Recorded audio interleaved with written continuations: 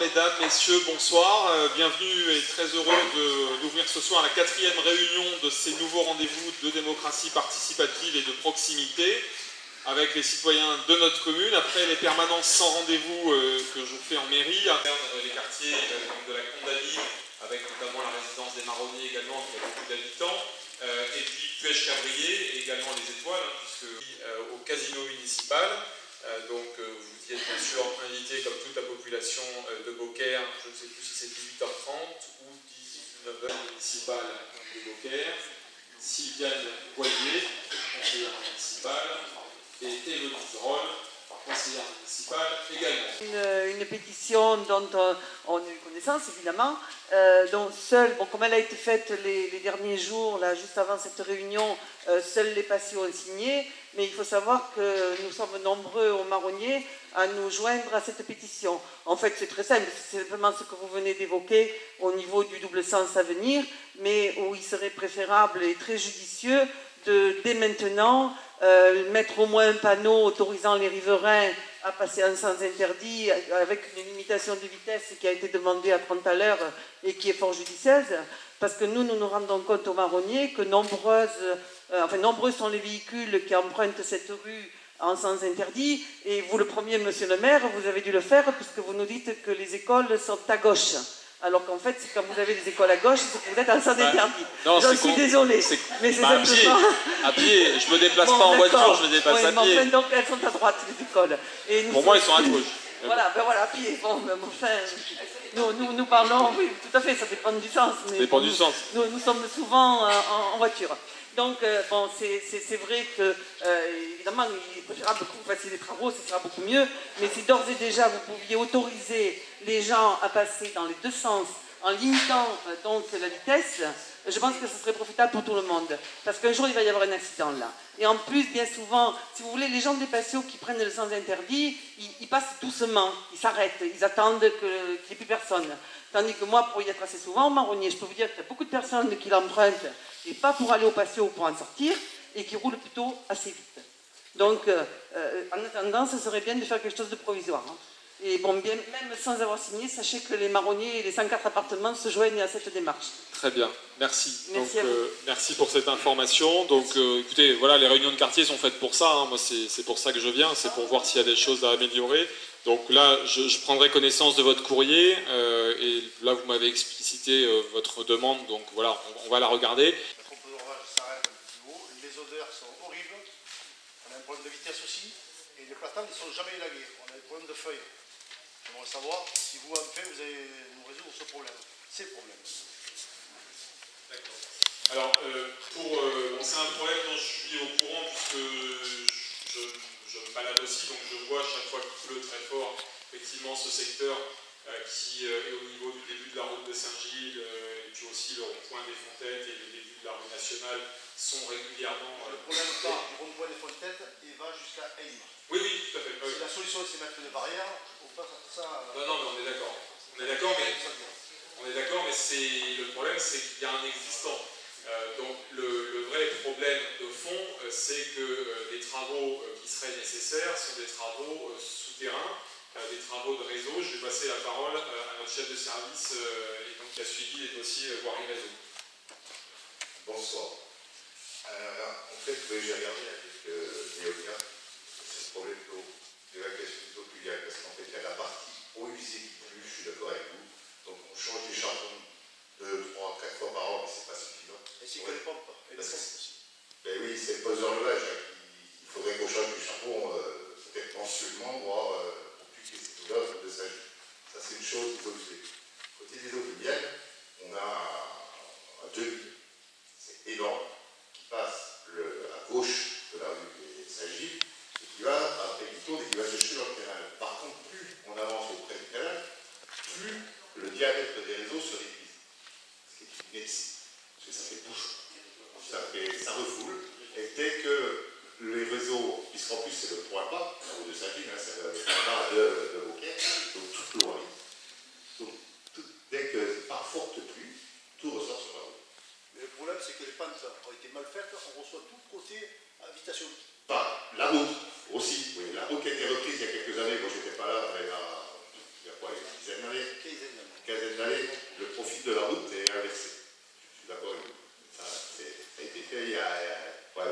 le profil de la route, les côtés habitation.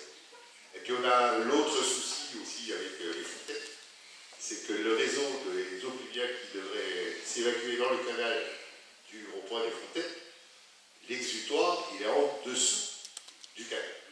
Donc l'eau qui pousse l'eau, ça n'existe pas non plus, c'est pas possible. Donc, puisque vous avez acheté les friches de la SNCF, est-ce que dans l'avenir, ce problème ne pourrait pas être résolu? Je pense que si, dans le cadre du projet des friches, il va falloir qu'on va penser tous les réseaux. Là, aujourd'hui, on est en phase programmation, donc on est vraiment au début, mais on a déjà parlé des réseaux. Parce qu'il y a le gaz aussi sur la friche, on va avoir des problèmes d'électricité, des problèmes d'eau pluviale, c'est effectivement, tout va être pensé en même temps. Donc, à la fois régler le problème qui se posera sur la friche SNCF et régler ce problème de la route de Saint-Gilles. C'est vrai que si les travaux avaient été faits dans le bon sens à l'époque, ça aurait été mieux, mais bon, maintenant on fait avec ce qu'il y a, donc bon, je crois qu'il y a largement plus de 200 000 € de dépenses, bien largement sur le poste de relevage et les abords du poste de relevage, donc rien qu'à cet endroit-là. Et ensuite, il y a la route de Saint-Gilles, où là, on va être aussi sur plusieurs centaines de milliers d'euros. Donc c'est pas une petite somme, c'est pas un truc à 10 000 € qu'on règle comme ça, c'est plusieurs centaines de milliers d'euros, 200 000 € pour le poste de relevage et plusieurs centaines de milliers d'euros pour la route de Saint-Gilles qui a déjà été refaite et qu'on va devoir rechanger. Bon, voilà, ça on va le prendre en compte dans le cadre de la friche SNCF et des aménagements aux alentours du centre des congrès et des spectacles. Donc dans les années à venir ça va être fait, sachant que le centre des congrès et des spectacles, la livraison, normalement, je dis bien normalement parce qu'il y a toutes les règles d'urbanisme, etc. Voilà, donc il y a des délais administratifs, etc., etc. Normalement, ça devrait être pour 2021, la livraison, et début des travaux avant, évidemment, hein, donc 2020, début des travaux, 2021, livraison, et les travaux sont financés, puisque c'est la communauté de communes qui nous a donné son accord sur un financement à hauteur de 4,5 millions hors taxe sur ce centre des congrès et des spectacles. Donc ça comprend aussi les dépenses qui sont liées au centre des congrès et notamment les problèmes liés au réseau qui vont devoir être adaptés. Donc il est évident que si on a 1000 personnes en même temps sur cet endroit-là et qu'il y a de la consommation, voilà, des gens qui utilisent aussi les réseaux, évidemment il faut que les réseaux soient adaptés, sinon ça va faire un gros problème. Donc ça c'est pris en compte dans le cadre de l'étude. Donc voilà, c'est dans les tuyaux, c'est le cas de le dire, mais c'est sur 2021 que le problème du centre des congrès et des alentours va être réglé. Le poste de relevage, on va voir ce qu'on peut faire et si on peut faire les choses avant, puisque ça c'est quelque chose qu'on peut faire à part. Mais la route de Saint-Gilles et les réseaux liés au centre des congrès, ça il faut le faire en même temps que le centre des congrès. On ne va pas tout recasser, tout bloquer pendant plusieurs mois pour ensuite tout rebloquer pour le centre des congrès. Donc, voilà, ça sera fait globalement, mais on l'a pris en compte parce que moi aussi je trouve anormal de devoir mettre une barrière à cet endroit-là. Bon, aux arènes c'est normal parce que c'est le qui reprend ses droits, mais à cet endroit-là il n'y a pas de raison objective et s'il y a un problème il faut le régler. Donc voilà, on l'a pris en compte. Et des radars mobiles, des véhicules de police, on les voit plus depuis des années? Ah si, ils en font. Ils ne sont pas tous les jours évidemment parce qu'ils ont d'autres missions, mais ils en font. Après, bon, c'est vrai que les radars pédagogiques, ça a une vertu pédagogique, mais ça ne force pas les gens à respecter. Après, nous, on n'a pas le pouvoir d'installer un radar comme peut le faire le préfet ou l'État. Donc, on peut effectivement faire des contrôles de vitesse. On le fait de temps en temps à différents points de la ville. Hein, donc, ça fait partie des points où on en fait. Après, ce n'est pas la mission principale de la police municipale de faire les contrôles de vitesse. Donc, ils en font de temps en temps, mais objectivement, voilà, c'est aussi l'incivilité des gens et les gens qui ne respectent rien. Donc, potentiellement, on pourrait mettre des contrôles sur toutes les rues de Beaucaire, on se ferait beaucoup d'argent. Mais est-ce que c'est la mission de la police municipale ou de la mission principale? Je pense qu'il faut plutôt adapter et profiter des travaux qui vont avoir lieu autour de la friche SNCF pour faire quelque chose justement aussi au niveau des trottoirs et essayer d'améliorer ce secteur-là qui, c'est vrai, n'est pas pratique. Hein, pour traverser, c'est quand même très compliqué. À cet endroit-là, je l'ai vu, je le vois aussi quand je vais au cimetière et que la voiture est garée plus loin. Ben, voilà, je vais à pied, j'essaie de traverser le petit garage c'est quand même parfois un petit peu compliqué. Donc, je suis d'accord avec vous. Donc ça, c'est vraiment dans le cadre du projet Centre des Congrès qu'on va essayer de régler. Après, sur la vitesse, contrôle vitesse, voilà, on en fait de temps en temps, il y a différents axes où on nous signale les problèmes, mais je ne peux pas mettre la police municipale à faire que ça, quoi. Elle a d'autres missions, et ça, la vitesse, bon, c'est vrai qu'il y a un problème d'insécurité générale sur la vitesse. Total. Oui. Voilà. Il y a 13 magasins, dont du monde qui va et vient dans cette portion. Oui. Et dernièrement, il y a eu, enfin, depuis quelques temps, nous avons eu 3 accidents, et dont 2 graves. Voilà. Et sans compter, vous devez le savoir, le nombre de barrières en terre arrachées sur le côté de la route. Là, il n'y a pas longtemps, il y en a eu encore une paire. Alors on demande s'il y a des caméras dans cette portion et qu'est-ce qu'on peut faire pour ralentir la vitesse des véhicules et des motos. Oui, c'est vrai que le problème de la vitesse est un problème assez récurrent. Donc les possibilités pour ralentir, à part les dodanes et les chicanes, il n'y a pas grand-chose comme autre possibilité. Donc là où c'est possible, on fait les dodanes. Là où ce n'est pas possible, on ne le fait pas. Après, sur ce secteur-là, je sais qu'il y avait eu des questions qui nous avaient été posées, notamment aux abords de la pharmacie et de la sortie, vous savez, de la fleuriste, à cet endroit-là. Et là, le problème, c'est qu'on nous avait dit, oui, il faudrait mettre quelque chose pour empêcher les gens de couper et de passer. Le problème, c'est que les commerces concernés, et notamment les supermarchés, reçoivent des livraisons par camion. Et si on met quelque chose là, les camions ne pourront plus livrer parce qu'ils n'auront plus la giration et l'angle de giration qui permet de tourner. Donc c'est un problème un peu insoluble sur celui-ci. Est-ce que c'est normal, les gens qui montent ou qui descendent traversent la ligne médiane de la route? Non, non, ça n'est pas normal. Et, voilà. Pour aller d'un rond-point à l'autre, il y a 20-30 mètres à faire, c'est tout. On est bien d'accord, mais si vous regardez un petit peu ça, on a eu le même problème au niveau de Marie-Blachère. Si vous regardez, si vous vous souvenez, au départ, tout le monde coupait, alors que le rond-point, il est à côté quand même. Hein, donc il faut vraiment... bon. Mais tout le monde coupait. Donc voilà. Et donc, au final, on a fini par mettre un muret. Parce qu'à cet endroit-là, si vous regardez bien comment il est fait, on l'a étudié à la fois pour l'écoulement des eaux, on l'a étudié aussi pour que les camions qui livrent puissent livrer, et donc parfois ce muret est un tout petit peu interrompu là où les camions doivent passer. Et le problème, c'est que sur Farciennes, comme ils doivent aller livrer par exemple Carrefour City et les autres, on ne peut pas mettre ce genre de mur parce que le camion ne pourrait plus tourner. Donc ça, c'est un problème qu'on a du mal à régler parce que techniquement, c'est un peu compliqué. Il y a au moins 3 véhicules presque chaque jour qui nous poussent sur la droite, sur la gauche, pardon, quand on sort, et on est obligé d'attendre. Qui sont garés où? Qui sont garés sur le trottoir. Sur le trottoir. Voilà. Bon, ben ça, voilà. Si vous voulez, face à la pharmacie. D'accord, non, ben là, voilà. Police municipale. Et quand on sort, on est obligé de pointer le nez, mais souvent, il faut faire attention à ceux qui montent. Ça, n'hésitez pas aussi à le signaler. Hein. Vous savez que la police municipale est là 24 heures sur 24 sur Beaucaire. Il y a le numéro 04 66 59 22 22. Vous appelez et ils se déplacent et ils ont consigne de verbaliser systématiquement si c'est effectivement sur un trottoir ou un stationnement qui est très gênant. Voilà, faut le signaler parce qu'on n'a pas le droit parce que vous parliez des caméras aussi, on ne peut pas verbaliser par la vidéo, sauf évidemment pour certains motifs, mais ça ne fait pas partie des axes où on peut. Donc appelez la police municipale, ils se déplaceront et ils verbaliseront, ils ont la consigne de le faire. Parce que la dernière personne qui a été renversée, oui. Le véhicule s'est enfui. D'accord. Malheureusement, je ne pense pas que sur la caméra, je ne sais pas, je ne peux pas dire, mais... Si, il y a une visibilité sur... Si. Oui. Il a été retrouvé? Donc la personne a été retrouvée. Ah. Sur le problème de la rue Jean Moulin, oui. J'habite l'impasse qui touche l'école, où il y a 3 maisons simplement. Oui. Et pour nous, le gros problème, c'est tout simple, on ne peut ni rentrer ni sortir, et en plus de ça, on se fait insulter.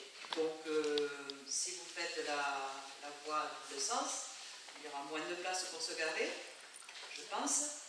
Donc, quelle est la solution pour nous? Non, il n'y aura pas moins de place pour se garer, parce qu'en fait, on prend 2,5 mètres sur le trottoir.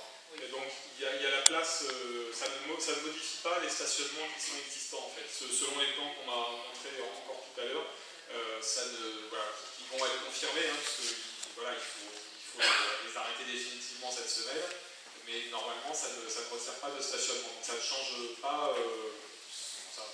D'accord, donc pour nous, le problème sera toujours le même. On pourra ni rentrer ni sortir de notre propre impasse. Alors, il faut savoir que cette impasse, c'est la nôtre, on l'a choisie. Elle touche le poids de Copenhague. Ah, c'est d'accord, touche le poids de Copenhague. Oui, c'est celle qui là.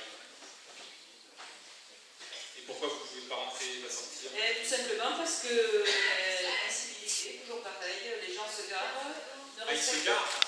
Se garent carrément dans notre impasse. On ne peut ni rentrer ni sortir. On a des voitures à droite, on a des voitures à gauche. Bon, l'impasse, elle ne fait pas 20 mètres de large. Donc, on ne peut absolument pas sortir. Voilà.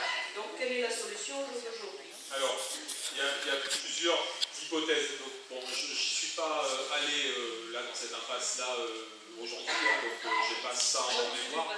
Oui, donc je vais envoyer quelqu'un pour aller voir précisément les lieux, parce que je ne veux pas vous dire n'importe quoi, il ne faut pas prendre l'engagement à la légère.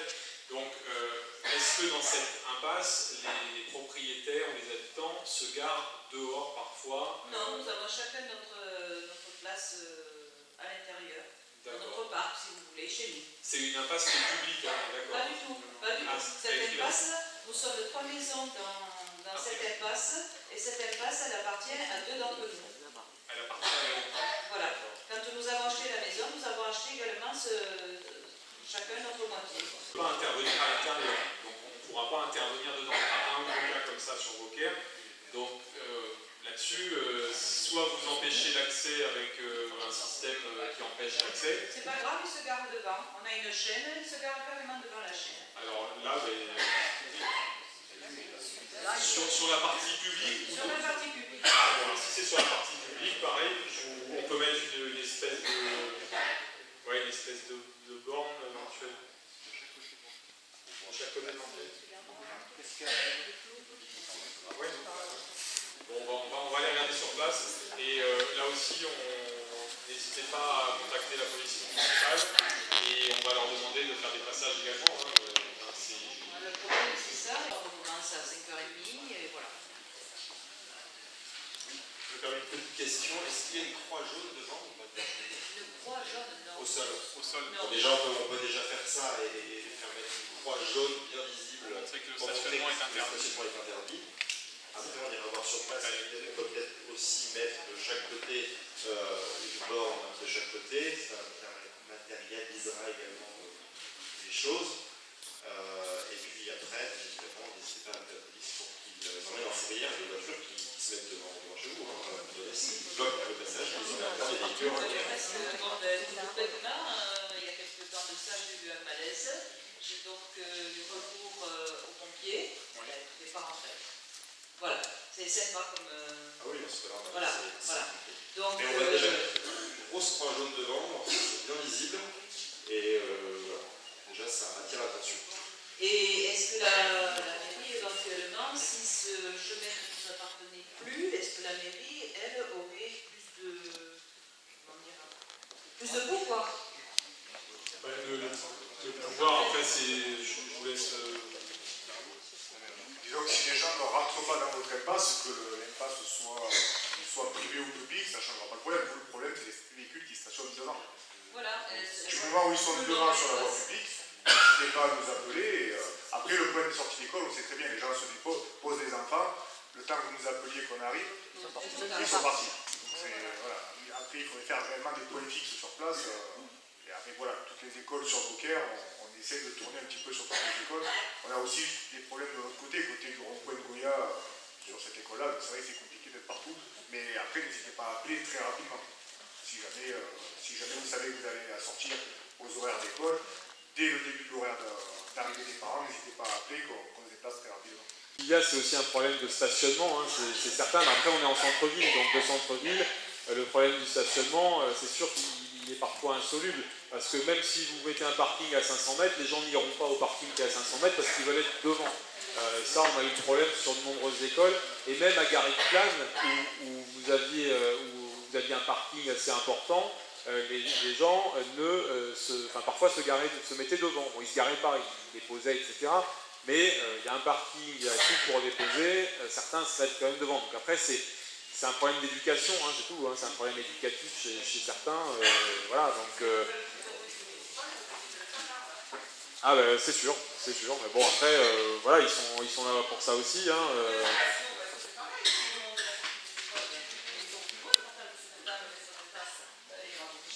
Après, je pense que la mise en double sens de la rue Jean Moulin aidera aussi, puisque là, il ne faut pas se leurrer, il y a effectivement ce problème-là qui s'est rajouté. Donc là, ce problème-là va être solutionné avant les vacances d'été. Donc une fois qu'il va être solutionné, ça va libérer, parce que les gens, au lieu de stationner, passeront simplement et déposeront et partiront. Et ça fluidifiera. Là, c'est vrai que là, on est un petit peu, pendant encore quelques semaines, quelques courts mois, embêté par ça. Mais ça va être réglé et on fait tout pour que ce soit réglé. Une réflexion et puis une question.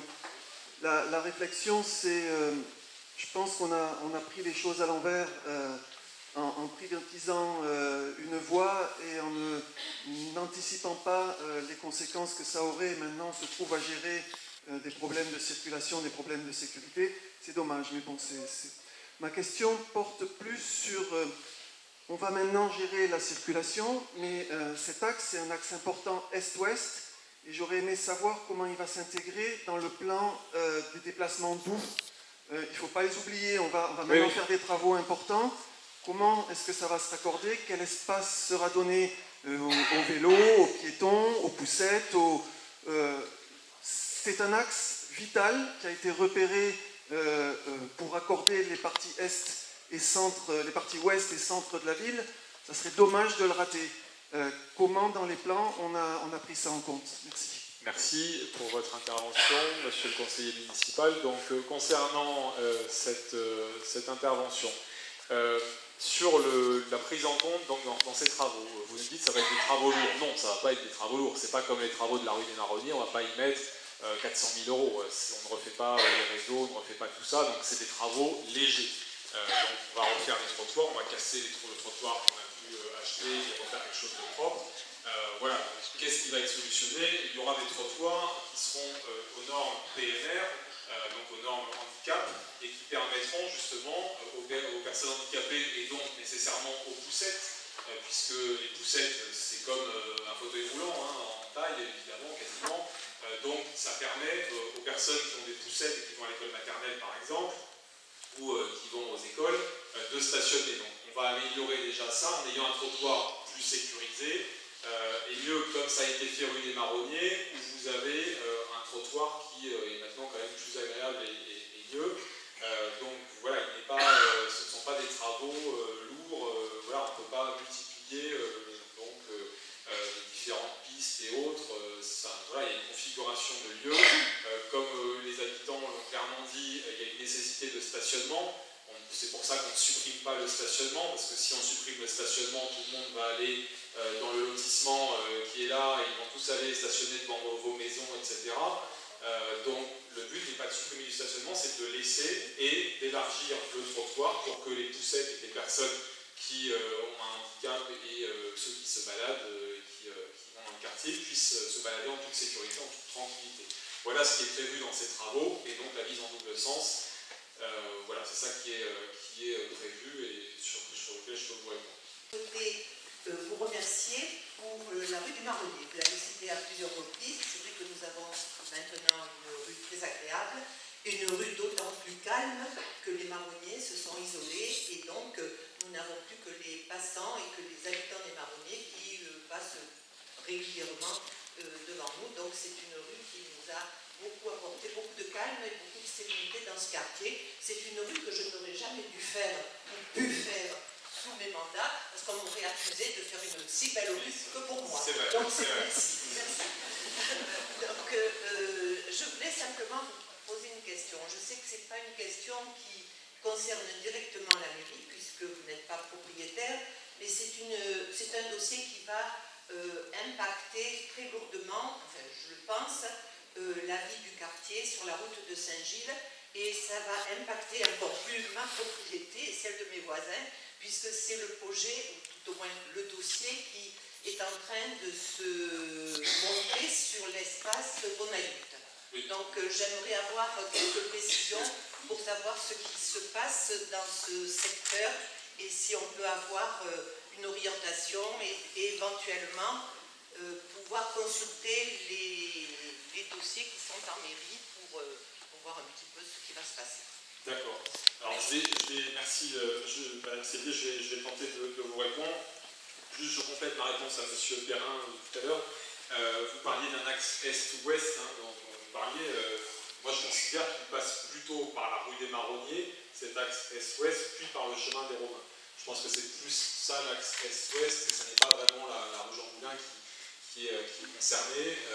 Normalement, c'est comme ça qu'on l'entend, puisqu'on rentre par la rue des Marronniers, ensuite on va sur le chemin des Romains. Donc l'axe est-ouest, s'il y en a un, effectivement, il est ici.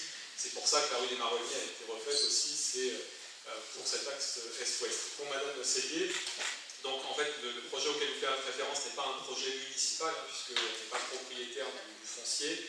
Il se trouve qu'il y a un propriétaire, effectivement, pas très loin de la rue des Marronniers, qui vend sa propriété et qui a un projet immobilier visiblement à cet endroit-là. Donc la mairie n'est pas concernée, elle sera concernée au moment du dépôt de permis, lorsqu'il y aura un dépôt de permis. Est-ce qu'il y a eu un dépôt de permis? Alors, je vais voir avec les services, parce que ça, c'est pas moi qui signe tous les documents d'urbanisme. On est d'accord pour parler des anciens juste à côté du établissements qu'on a eu. Oui, c'est ça. Oui, le dossier traîne, puisque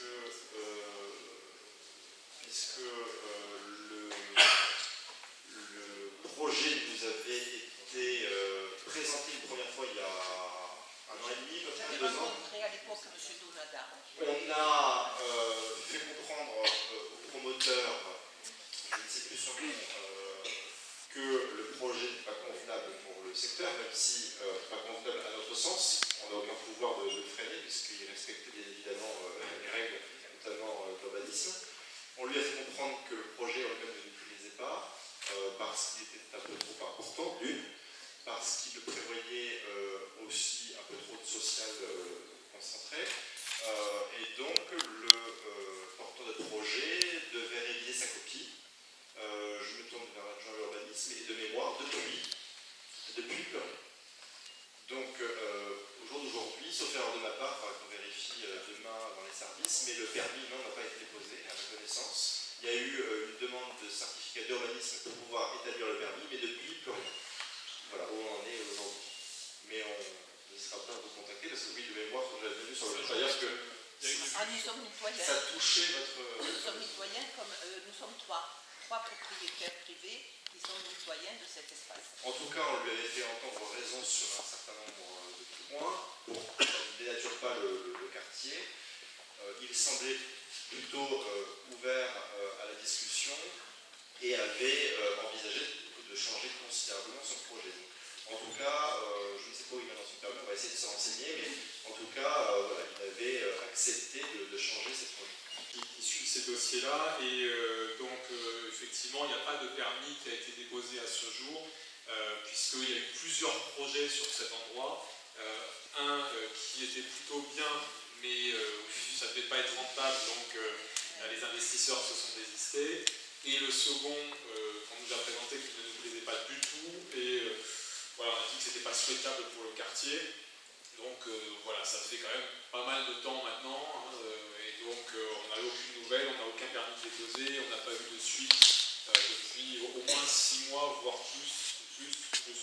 Donc voilà, donc pour l'instant c'est au point mort, et effectivement on avait soulevé le problème aussi de la vue, puisqu'il y a une vue sur les propriétés, on avait soulevé ça, on avait parlé aussi de la proximité du chemin des Romains, on avait parlé on a eu beaucoup d'arguments sur le sujet, et puis on avait aussi dit que c'était un quartier qui était plutôt calme, plutôt tranquille, et qu'il mettre une concentration de logements sociaux n'est pas forcément le lieu approprié. Voilà, c'est ce qu'on avait indiqué, puisque nous, ce qu'on souhaite faire dans les aménagements qu'on fait, je prends 2 minutes pour en parler, puisqu'on est ici au centre aéré, c'est que nous essayons de respecter une cohérence, en tout cas dans les projets qui sont de la ville, parce que là c'est un projet privé, donc on n'a pas notre mot à dire, mais on en parle quand même quand on voit des investisseurs qui viennent vous rencontrer par politesse avant de déposer leur permis. Ce qu'on essaie de faire nous dans les projets qu'on lance, c'est de respecter une cohérence, c'est-à-dire que là on a fait des villas près de la crèche parce que c'était un quartier résidentiel, on n'aurait pas mis des immeubles à cet endroit-là, ça aurait été aberrant. Voilà, c'est un non-sens en matière d'urbanisme. Près du stade de rugby, pareil, on avait un hangar à l'abandon depuis plusieurs années, depuis l'équipe de M. Bourbousson, ça n'avait pas été aménagé. Nous, on a vendu le terrain pour près de 600 000 € et on a donc ces 600 000 € qui rentrent dans les caisses de la ville pour faire des investissements pour la ville, rénover des écoles, etc. Et donc il y a une vingtaine de villas qui vont être construites près du terrain de rugby. Donc voilà, on respecte, il y a des villas, on met des villas. Si ça avait été un quartier d'immeubles, on aurait pu éventuellement mettre un immeuble, mais là, ça n'est pas un quartier qui est dédié. Et sur ce projet, c'est vrai qu'on a plutôt dit à l'investisseur que ce n'était pas vraiment pertinent de faire ça et que ça pouvait créer plus de conflits de voisinage qu'autre chose. Après, voilà, ils déposent leur permis et s'ils respectent le code de l'urbanisme... C'est vrai que le projet que M. Donada m'avait présenté à l'époque, il y a peut-être 1 an et demi, 2 ans, était séduisant. C'était un projet de pavillon. Voilà, ça aurait été positif. C'était bien. Ça, pour le quartier, ça aurait été positif, ça s'intégrait bien en fait. Donc voilà. Après, je pense que les investisseurs ont aussi une notion de rentabilité, évidemment, qui n'est pas forcément celle des voisins, mais pour nous, notre devoir en tant qu'élus, si on nous interroge sur un dossier, c'est de leur dire, écoutez, là, franchement, c'est pas très opportun, donc voilà, c'est ce qu'on a fait, et on sera attentif à tout permis déposé. Pour l'instant, il n'y en a pas à ce jour de déposé. Une petite question par rapport au bus Edgar qui passe en parallèle à la route de Nîmes, quand il s'arrête au niveau des Colombes. Donc il passe devant les bâtiments et il y a des parkings en fait, il y a des voitures qui se garent en long. Et souvent les voitures sont accrochées. Donc serait-il possible de... Oui. Serait-il possible de, quand il s'arrête aux Colombes, qui s'engage après direct, de faire une modification pour qu'il s'engage directement sur la route quoi, pour aller sur Tarascon? Le problème, on va prendre note de votre demande, le problème c'est que les bus Edgar, ça n'est pas la ville qui les gère, c'est le département. Donc on va leur signaler. C'est vrai qu'on a plusieurs soucis avec ces bus, parce que ils avaient utilisé parfois des stationnements sur le Coursat du Carnot notamment, où ils s'étaient mis sur la voie qui est faite pour les bus, mais juste pour déposer, pas pour se garer toute la nuit. Donc on a verbalisé 1 fois, 2 fois, 3 fois, 4 fois. On a envoyé aussi le nécessaire pour mettre en fourrière. Donc voilà, quand on essaie la voie douce au départ, on discute. Si on voit qu'il n'y a pas de suite, on envoie la voie moins douce. Et donc depuis, il ne s'est plus garé là, par exemple. Mais sur votre cas, donc, on va souligner ce que vous nous dites. Après, on ne va pas se leurrer, la ville n'a aucun pouvoir sur les bus et de gare. Donc on va leur signaler, on va leur remonter votre mécontentement. Le problème, c'est une question pour bien comprendre et bien située, on est d'accord, c'est là où l'arrêt de bus n'est pas sur partiel, mais un petit peu en décalé dans la contralle. De l'hôpital, en fait. C'est ça, ouais. Et après, il longe tout le long pour reprendre au niveau du rond-point, juste avant le rond-point. Il y a deux problèmes. Le point principal, c'est qu'en fait, le seul pouvoir qu'aurait la ville, ce serait de changer de place, de demander à Edgar de changer de place l'arrêt de bus. En revanche, on ne peut pas le mettre sur partiel parce que ça bloquerait entièrement la circulation et que la voirie n'a pas été étudiée pour ça et qu'il n'y a pas d'endroit pour que le bus puisse se garer. Et voilà, donc, par contre, parce qu'il ne pourrait pas rentrer dessus au lieu de rentrer plus loin, enfin, de modifier pour pouvoir rentrer sur la route. Ça, il faut qu'on regarde avec les services si parce qu'en plus, c'est dangereux au niveau des petits qui traversent, les voitures sont garées, on ne voit pas forcément le bus arriver. On va prendre contact avec eux, et autant pour moi, depuis le 1er janvier, c'est la région, c'est plus le département. Ça a été le département jusqu'au 31 décembre, maintenant c'est la région qui gère les bus. Donc on va effectivement les contacter. Mais c'est vrai que ce soit du temps du département ou du temps de la région, on verra, mais il y a une difficulté quand même avec les bus. On a aussi remonté le problème sur le Foch, où effectivement on a un bus qui s'arrête régulièrement et qui bloque toute la circulation. On leur a dit quand même qu'il y avait une gare routière qui était faite pour ça. C'est très très compliqué d'avoir des interlocuteurs qui comprennent ce qu'on dit et qui mettent en application le bon sens. Donc là, ce que vous nous dites, c'est du bon sens. Donc on va voir, on va essayer de leur prémâcher le travail et de leur proposer une solution, par où est-ce qu'ils pourraient passer. Donc on va regarder quel est l'itinéraire du bus normalement, comment est-ce qu'ils devraient passer, qu'est-ce qu'on pourrait faire. On va leur proposer quelque chose et leur dire voilà, il y a une demande en ce sens. Après, on n'est pas décisionnaire, donc ils font ce qu'ils veulent. Là-dessus, ils passent, voilà, c'est une voie publique, donc ils passent sur la voie publique. Et le problème, c'est que quand ils font une modification de trajet, chez eux, ça a aussi des répercussions. Donc voilà, nous on ne le voit peut-être pas forcément, mais il y a toute une répercussion qui a lieu, notamment sur le plan, etc. Moi je vois pour la navette municipale, lorsqu'on change un arrêt, bon, il faut qu'on réimprime les plans, il faut qu'on réexplique, qu'on refasse les horaires qui sont décalés d'1 minute ou de 2 minutes. Enfin, voilà, ça doit être la même chose pour eux, et eux ils n'ont pas qu'une ligne à gérer, ils en ont plein. Mais bon, ils devraient pouvoir le faire, quoi. Ils sont pas, s'il y a de la bonne volonté, voilà, on va voir ça. Débrouillé. Et la réflexion en fait du béton n'a jamais été refaite. Ça n'appartient pas à la ville. Ah d'accord. Donc en fait, il faut savoir que la résidence Prêche-Cabrier, enfin toutes ces résidences-là, la voirie qui est intérieure, c'est ça, appartient enfin n'est pas gérée par la ville. C'est les bailleurs sociaux, a priori, selon ce qu'on m'a redit encore aujourd'hui, qui en ont l'entretien, a priori. Donc nous avons l'entretien de la plateforme qui a été refaite, en fait, où on a matérialisé du stationnement à côté du City Stade. Et c'est à côté de cet endroit-là. Ça nous appartient, donc on a matérialisé au sol du stationnement.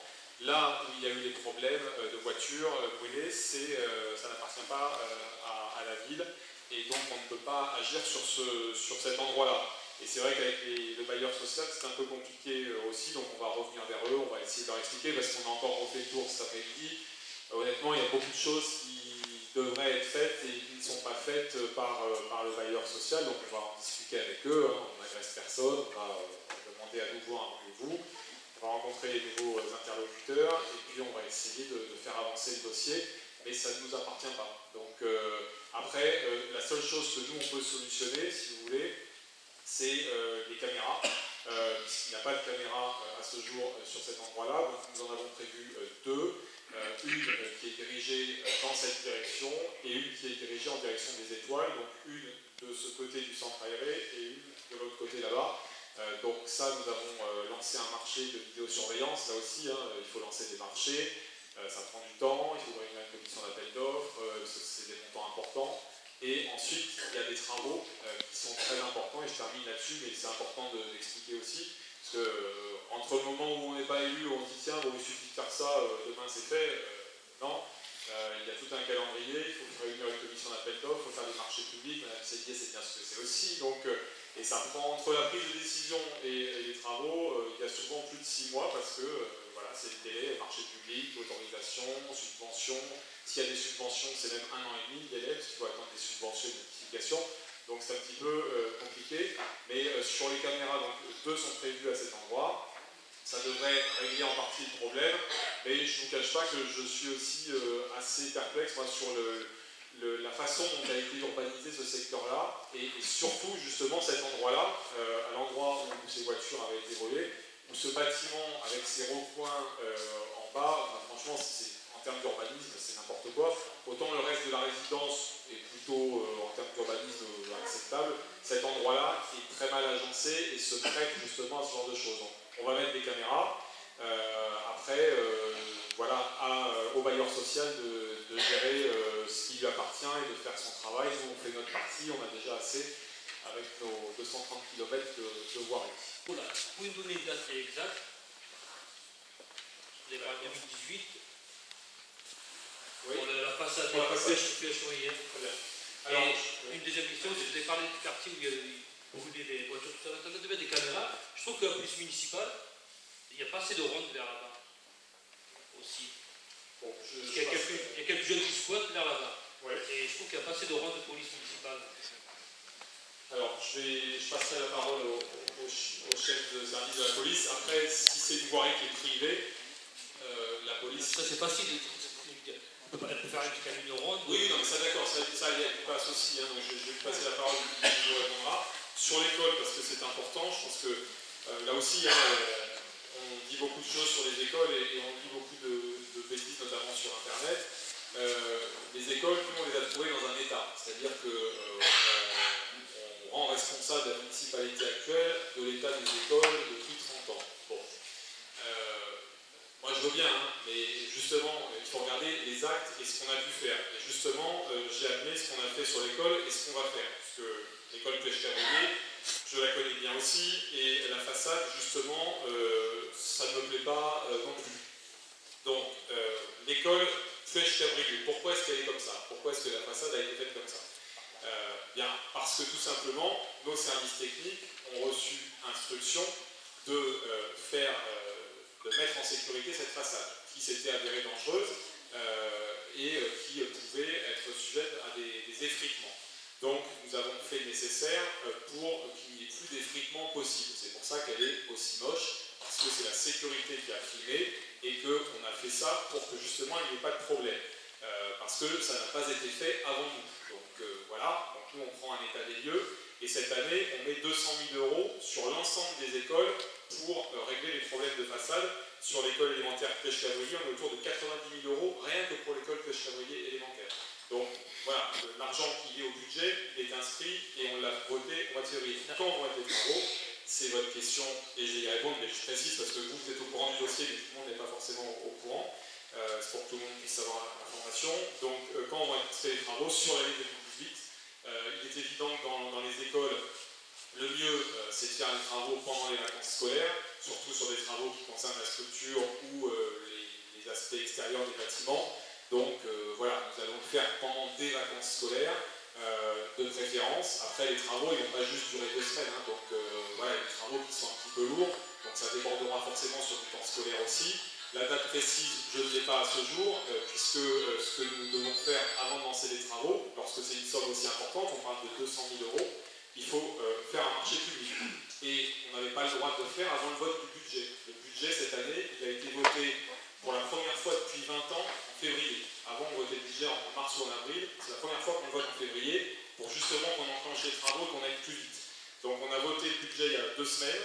Et là, j'étais en réunion encore sur ce sujet-là avec mon adjointe aux affaires scolaires sur ces dossiers-là. Nous allons le faire en 2018, c'est clair, c'est sûr, et c'est lié au budget. Donc ça va être fait. Là, on est sur la finalisation du cahier des charges, parce que c'est quand même un cahier des charges complexe, hein, c'est pas juste changer un rideau, hein, puisqu'on a aussi changé des rideaux à Pêche-Cavalier. Et donc, voilà, on est sur la finalisation du cahier des charges. Le cahier des charges et l'appel d'offres vont être lancés sur mars ou première quinzaine d'avril. Ensuite, les entreprises ont 30 jours pour répondre. Ensuite, il y a l'analyse des offres. Et ensuite, il faut planifier les travaux en tenant compte du mois d'août où personne ne travaille en France, quasiment. Et donc, voilà, il faut essayer de jongler sur ça. Mais avant la fin de l'année, oui, ce sera fait. Donc, le policier municipal blessé il y a au mois de novembre. Voilà. Donc après, on peut toujours accentuer, mais encore une fois, on n'a pas que ce secteur-là. Mais voilà, c'est sûr que ça tourne. Et ça tourne 24h/24. Quand vous dormez, on y est aussi. On a acheté du mobilier en 2017 pour le renouvellement des CP, du mobilier d'hiver, des ventilateurs. On a remplacé des vitrages qui étaient détériorés depuis parfois une quinzaine d'années, hein, qui n'avaient pas été remplacés. Donc 9 000 € de vitrages quand même. Ça c'était en 2017. Hein, je souhaitais qu'on puisse les remplacer parce que je trouvais que c'était pas digne d'une école d'avoir des vitrages cassés depuis très longtemps là encore. 2018, donc façade 90 000 €. Pour le mobilier dédoublement du CE1 et du cloison mobile, 23 000 €. Ça, l'État ne nous donne rien. Il dédouble les CP CE1, mais on n'a pas d'argent en recette. Donc ça nous coûte de l'argent, c'est des choses qui n'étaient pas prévues, qu'on est obligé de faire, parce qu'il y a la rentrée, il faut bien que les enfants soient dans des classes quand même. Donc voilà. Et mobilier également, il y a de l'achat prévu aussi. Et je termine sur la Condamine, puisque la Condamine fait aussi partie de cette réunion. Condamine maternelle, on a acheté des ordinateurs en 2014, on a eu acquisition d'une structure de jeu pour la cour, 11 000 €. Les structures de jeu, ça coûte une fortune. 2016, nous avons refait l'étanchéité d'une partie de la toiture, 20 000 €. Acquisition également d'ordinateurs portables pour la direction de l'école. 2017, acquisition d'un sèche-linge, de mobilier, ventilateur. 2018, 14 000 € de façade. On achète du matériel de sport, du mobilier et de l'informatique. Et l'école élémentaire Condamine. 2014, lave-linge pour la cantine. 2015, mobilier pour une création de classe et rideaux, 8 000 €. 2016, réfection d'une partie de la toiture de l'école élémentaire Condamine, 23 000 €. Mobilier informatique, 7 000 €. Mobilier en 2017 aussi pour l'école, 6 000 €. Ventilateur. 2018, diagnostic façade et donc les travaux de façade, 11 000 €.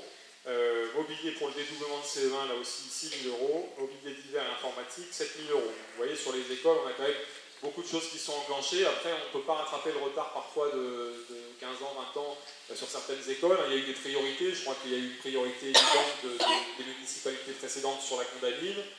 Parce que voilà, il faut bien définir une école pour commencer. Mais bon, on essaie de servir un petit peu chacune.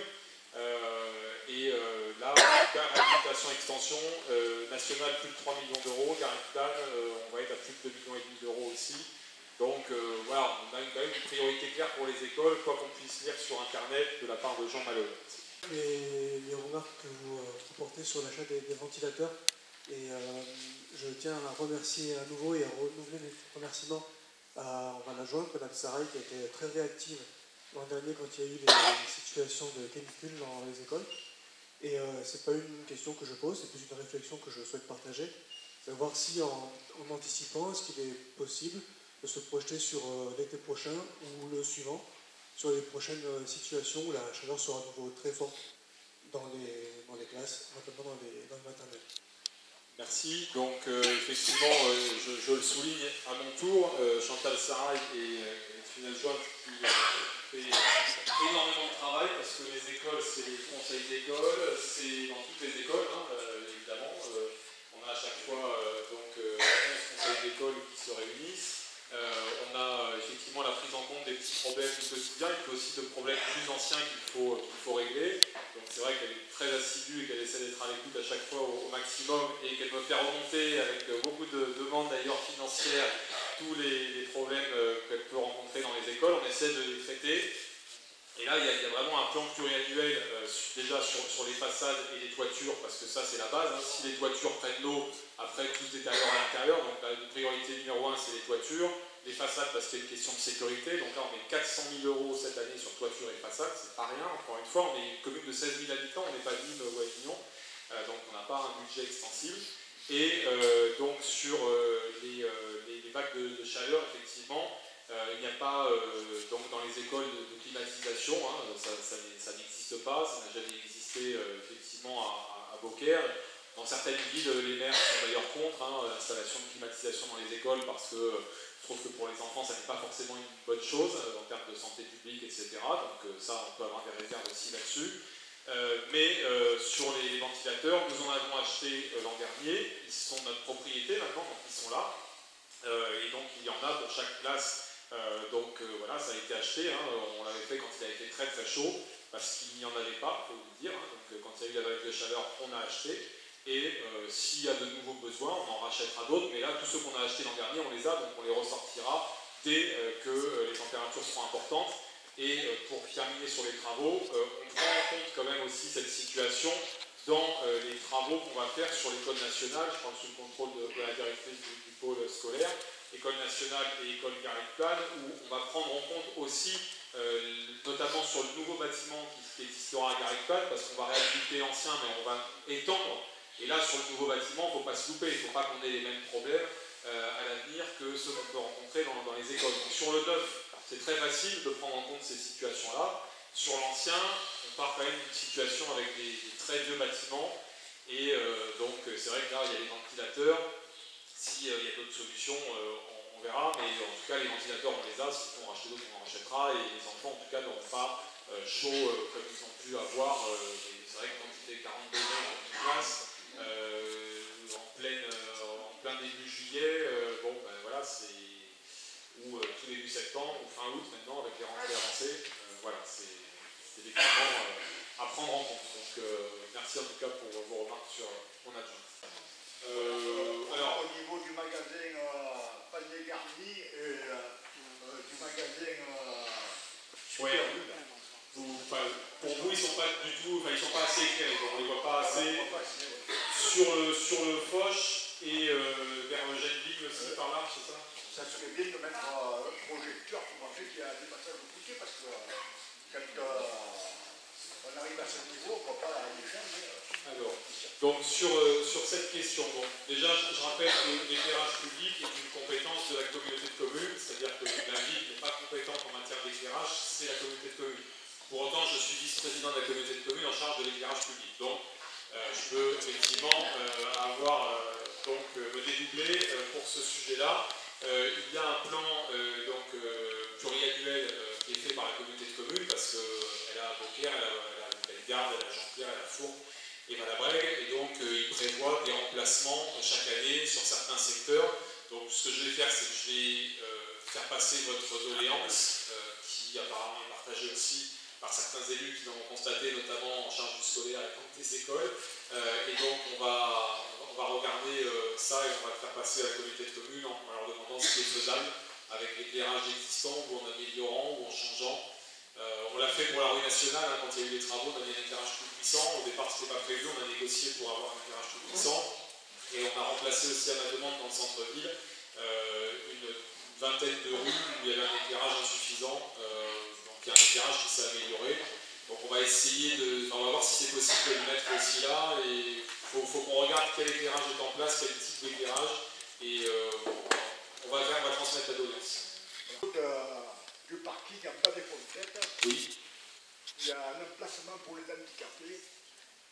Oui. Et lorsqu'il pleut, il y a 20 cm d'eau dedans. Parce qu'il n'y a pas d'écoulement. C'est le même problème que tout à l'heure, c'est un peu ce qu'on disait aussi. Est-ce qu'il y a quelque chose de faisable ou casser la bordure? En faisant une petite tranchée, ça s'est coloré. Ça, c'est faisable. On va regarder sur place, parce qu'il faut savoir que la ville, jusqu'à il y a quelques semaines, n'était pas propriétaire. On était locataire simplement. Hein. C'était à la SNCF, tout ce parking. Hein, c'est M. Bourbousson qui avait, là, bon, je le dis quand c'est pas bien, mais il faut le dire aussi quand c'est bien, avait eu la bonne idée de louer ce parking pour justement remettre du stationnement, après l'avoir supprimé sur le Foch et sur le Nord. Mais ça, c'est autre chose. Donc, sur le parking en question, maintenant on est propriétaire, donc on va pouvoir faire quelque chose, donc on le note et on regardera. Je ne vous le promets pas là tout de suite, hein, mais on prend note de toutes les remarques. Là, on a 8 réunions publiques, donc on emmagasine toutes les doléances. Et ensuite, on va répartir aux uns et aux autres, tous les agents, ce que chacun est censé suivre, ce que chacun va faire, et aux élus aussi pour qu'ils puissent suivre leur domaine de compétences, parce que chaque élu a une délégation et suit son dossier et son secteur. Oui. Les voitures qui descendent de la route de Nîmes, elles arrivent très vite. Et ceux qui veulent sortir de l'école Pigne, enfin, comment je peux dire, de la rue Jean Roulet, ont des problèmes. Alors c'est-à-dire qu'il faudrait mettre peut-être un dos d'âne 15 ou 20 mètres avant le rond-point et ça ferait ralentir le moins de temps. C'est dangereux, on ne le voit pas arriver, ils arrivent normalement, au-dessus de 4%, on est censé en mettre, surtout à cause des motos. C'est pas les voitures, mais c'est les motos. Donc au-dessus de 4%, en plus, il y a une distance réglementaire, je ne la connais pas par cœur, par rapport à Giracourt. Après, il y a un gros panneau déjà qui est l'école, mais après, c'est vrai, si les gens ils roulent. Vu que c'est une descente, déjà, ils arrivent vite. Je sais, oui. On a vu. On va le regarder, on ne prend pas d'engagement là-dessus, on vérifie déjà la distance par rapport au rond-point, est-ce qu'on peut, est-ce qu'on ne peut pas, et puis la pente, puisqu'on est obligé de respecter certaines règles en matière de droit. rue du Lavoir. Donc c'est un petit peu Tchernobyl cette rue. Est-ce qu'il y aurait une possibilité d'inscrire des travaux d'enrobé, juste l'enrobé, sur cette rue? Merci. D'accord. Bon, écoutez, ce qu'on va faire, c'est qu'on va le faire chiffrer, puisque avant de prendre un engagement, là, dès que c'est une voirie, ça peut facilement être 30 000, 40 000, 50 000 euros. Donc, on va le faire chiffrer. En tout cas, sur la voirie, on a quand même un budget qui est de 400 000 euros par an hors opération spéciale. On va le regarder, je ne vous le promets pas, parce qu'on essaie de faire vraiment les chemins qui sont à chaque fois les plus en mauvais état. Dans la plaine, on en a certains qui sont en très très mauvais état aussi. Bon, là, on va le regarder, on va le faire chiffrer déjà, pour savoir combien ça coûterait. La rue est très courte. Hein. Oui, elle est courte, c'est ce que je me dis aussi. Ouais. Oui, le problème aussi, c'est que nous, en fait, ce qu'on a pris le parti de faire, c'est que quand on refait une rue, on refait aussi les réseaux qui sont en dessous, comme je disais tout à l'heure. Ils ont été faits. Ils avaient été faits en même temps que les marronniers, ceux-là? Oui. Oui, c'était en même temps que les marronniers. La rue a été ouverte et chaque propriétaire a eu les réseaux de refait devant sa maison. Il me semble qu'il y a quelque chose qui a été fait pendant la rue des marronniers. Oui, exact. Donc, je vais le regarder, on va le faire chiffrer sur l'enrobé, savoir combien ça coûterait. Si c'est beaucoup, puisqu'on a déjà Jean Moulin aussi dans le quartier qui va prendre une certaine somme, puisqu'il y a des travaux pour casser le trottoir, pour refaire un trottoir, etc. Et là, il y a un linéaire très important, et donc ça, il faut aussi le faire. Donc on va le regarder. Voilà. Alors, est-ce qu'il faut peut-être se réunir? En principe, il y a 8 lots qui seraient intéressés. Non, mais ça, voilà, vous avez fait part de votre souhait, nous on le note, on le fait chiffrer, et après on regarde dans les priorités les choses les plus en mauvais état. En général, c'est un agent de la voirie qui va voir les voiries et qui objectivement note l'état des rues, et on fait passer celles qui sont en plus mauvais état en premier, parce que voilà, ou celles où il y a vraiment un danger imminent, lié à un équipement public, une école, une maison de retraite, etc. Donc on essaie de voir tout ça. Donc, je ne vous dis pas non, je ne vous dis pas oui, en revanche je vous dis que je vais faire chiffrer pour regarder ce qu'on peut faire et si c'est faisable cette année ou pas. Toujours sur l'école Pêche-Cabrier, on a parlé des façades, des toitures.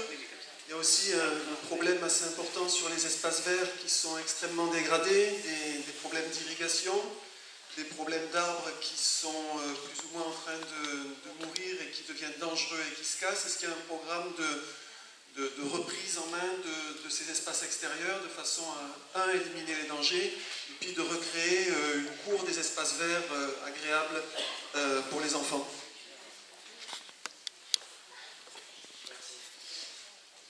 Écoutez, le service scolaire me dit qu'il a travaillé sur un projet sur la question, donc après il faut que je vois le chiffrage et l'argent parce que c'est des travaux en régie, hein, puisqu'on a des très bons ouvriers en mairie, donc on fait ça en régie, on ne fait pas appel à des entreprises.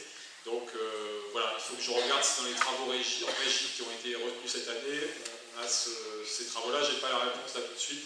Il faut que je vois donc, sur la répartition qui a pu être faite et ensuite on vous dira ça.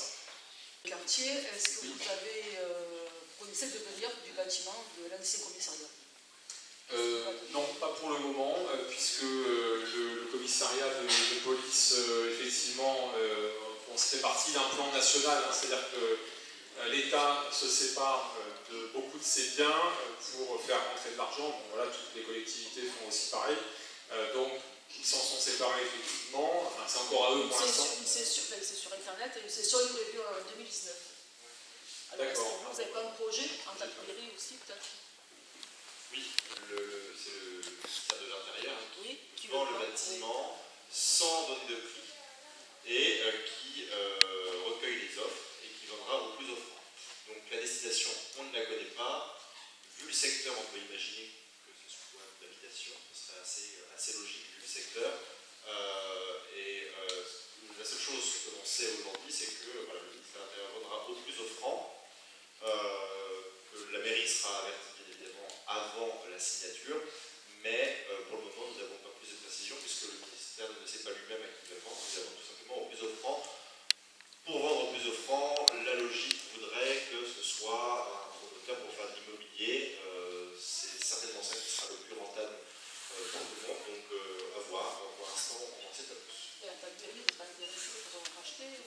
tant que mairie,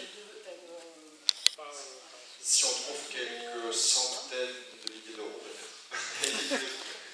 Et par contre, l'entretien va se faire pendant ce temps-là, parce que c'est quand même à l'abandon. C'est la police nationale qui le gère. À l'époque, c'était les services municipaux qui tallaient les arbres. Les espaces verts autour. Parce que pareil, les arbres séchés, ça peut être dangereux. Juste pour. Il y a un petit tour peut-être qui peut être fait aussi par la police municipale sur le parking. Oui. Parce que il y a beaucoup d'échanges commerciaux qui se font aussi là, ici. Alors on m'explique que pour le commissariat, visiblement, la mairie faisait l'entretien gracieusement en échange de bons procédés, on va dire, jusqu'à présent, mais que c'est fermé, il n'y a plus accès. Donc voilà, là c'est à eux de faire le nécessaire, ils sont propriétaires, ils ont le terrain, donc c'est à eux d'entretenir leurs bâtiments et leurs espaces verts. Après, si ça déborde sur le centre aéré, d'autres, on fera le nécessaire. Mais on va leur envoyer un mail pour les en informer et leur rappeler qu'ils ont un bâtiment et qu'il faut l'entretenir. Oui, visiblement, Carrefour Contact est concerné sur la période estivale, visiblement. Ça a été publié par la presse. Donc j'ai écrit au PDG de Carrefour pour lui dire ce que j'en pensais. Et donc ce courrier devrait partir, je crois, ou est parti là cette semaine ou en début de semaine prochaine, je ne sais pas s'il est déjà parti. Mais en tout cas, voilà, j'ai écrit effectivement au PDG de Carrefour pour lui dire ce que j'en pensais. Voilà, parce qu'en plus c'est un magasin qui fonctionne, hein, donc je veux bien qu'il y ait une logique de rentabilité absolue, mais bon, je ne crois pas que ce soit forcément une bonne chose. Après, encore une fois, c'est un chef d'entreprise, hein, donc il est maître de sa stratégie commerciale, il n'est pas question de s'ingérer dans la stratégie commerciale d'une entreprise, mais on peut simplement constater objectivement que c'est un magasin qui tourne et que c'est assez regrettable de procéder comme ça pour des centaines de magasins en France, un peu du jour au lendemain. Mais c'est vrai que de toute façon, il y a beaucoup de choses qui sont permises depuis ce gouvernement en matière de loi travail et autres qui vont continuer, qui ne vont pas aller dans le bon sens et qui vont s'attaquer aux plus précaires et à ceux qui gagnent justement notamment le SMIC.